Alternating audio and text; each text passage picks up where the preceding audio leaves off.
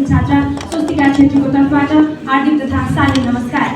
आजको यस वक्तृत्व कला आयोजना गर्नुहुने आयोजकप्रति हार्दिक कृतज्ञता ज्ञापन गर्दै म विषयवस्तुतर्फ लाग्न चाहन्छु।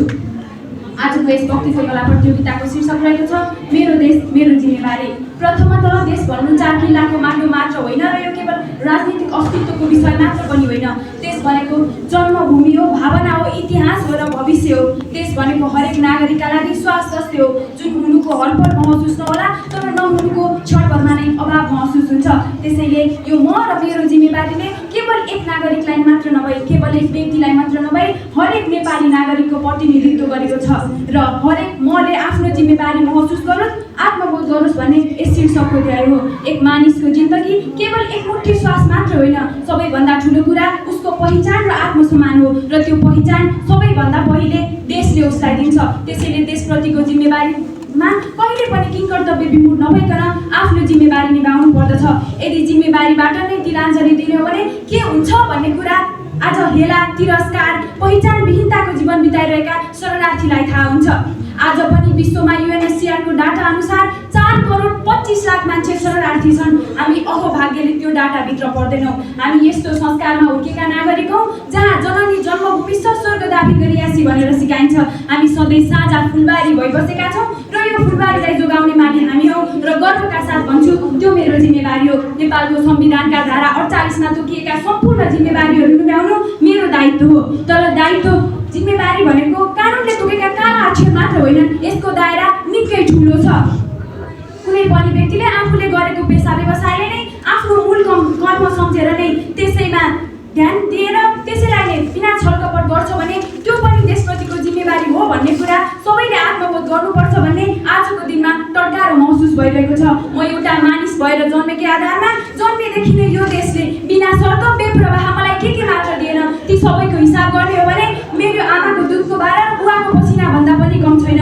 मैले आजसम्म कति कमाएको छु र भविष्यमा कति कमाउँछु भन्ने कुरा यो देशले नै गर्दा सम्भव भएको हो। म एउटा सामान्य भुइँ मान्छेले त्यो सबै ऋण चुक्ता गर्न त नसकुला तर धेरै जिम्मेवारीहरू भने पुरा गर्न सक्छु। म यदि भोलि विदेशमै गएर बस्छु, कमाउँछु भने पनि यो देशले मलाई केही नदिए पनि त राहदानी दिएको छ। त्यसैले हर तवरले कर तिर्नु मेरो जिम्मेवारी हुन्छ। हामीले देशप्रतिको जिम्मेवारीको बारेमा धारा प्रवाह कुरा त गर्छौँ तर विडम्बना हामी यहाँ उपस्थित कतिजनाको PAN अर्थात् पर्सनल अकाउन्ट नम्बर छ, कतिजनाको मतदाता परिचय पत्र छ। प्यान र मतदाता परिचय पत्र समेत नबनाउने हामीले नेताले मात्रै देश बिगारे भन्न कति छिटो अघि सर्छौँ। हो, यही भिडबाट टाढा बस्नु पनि मेरो जिम्मेवारी हो। हाम्रो देशलाई हामीले सदा सर्वदा सम्मान गर्नुपर्छ, माया गर्नुपर्छ। हामीलाई देशले के मात्र दिएन, देशले सबै कुरा दियो। सगरमाथा दियो, बुद्ध दियो, सीता दियो, अरण्यको दियो। तर हामीले देशलाई के दियौँ? प्लास्टिकका थुप्रा, फोहोरका नदी, भ्रष्टाचारका डम्बुर र रातो बाकसमा लाखौँ युवाको नाश। हाम्रो जीवन रङ्गीन बनाउन रङ्गिनाले आज देशका कतिपय भिरपाखा, बकारी, धन्साले रङ गुमाएका छन्, रङ्गीन भएका छन्। तिनीहरूलाई बिना शर्त रङ्गीन बनाउनु पनि हाम्रो उत्तिकै जिम्मेवारी हो। हाम्रो टुक्रा टुक्रा भएको राष्ट्रलाई सिङ्गो राष्ट्र बनाउने राष्ट्र निर्माता पृथ्वीनारायण शाह र विश्व जित्न हिँडेका अङ्ग्रेजलाई रोक्ने भक्ति थापा र बलभद्र कुँवरलाई सदा सर्वदा सम्मान गर्नु पनि हाम्रो उत्तिकै जिम्मेवारी हो। हाम्रो देश इतिहासदेखि अहिलेसम्म सधैँ हिमालय शिर उच्च गरेर सार्वभौम रहनु आजको दिनमा हाम्रो लागि ठुलो सौम्य शक्ति अर्थात् सफ्ट पावर हो। हामीले यसलाई डगमगाउन दिनु हुँदैन। समाजमा साम्यवाद सम्भव छैन, त्यसैले कुलसित भावनाले ग्रसित मान्छेहरूको कमी पनि छैन। त्यस्ता मानिसहरूलाई सृजनशील बनाउने र कानुनको कठघरामा उतार्ने मेरो जिम्मेवारी हो। हामीले देशलाई सँगै मिलेर बनाउनु पर्दछ र सधैँ सर्वदा हामीले देशप्रतिको जिम्मेवारी पुरा गर्नु पर्दछ।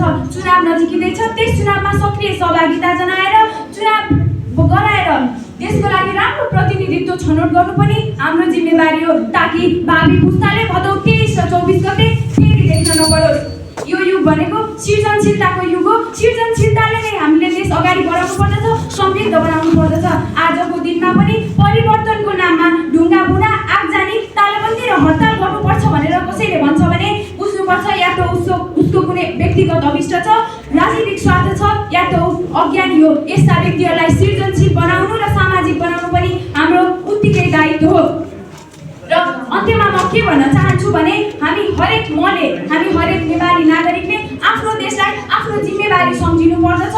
हरेक व्यक्तिको मनबाट देशले के खोजिरहेको छ भने यो देश मेरो जिम्मेवारी मात्र होइन, यो देश मेरो जीवन हो भन्ने भावना खोजिरहेको छ। र म अन्त्यमा यही नै भन्न चाहन्छु कि मेरो देश मेरो जिम्मेवारी मात्र होइन, मेरो देश मेरो जीवन हो। हस्त, धन्यवाद, नमस्कार।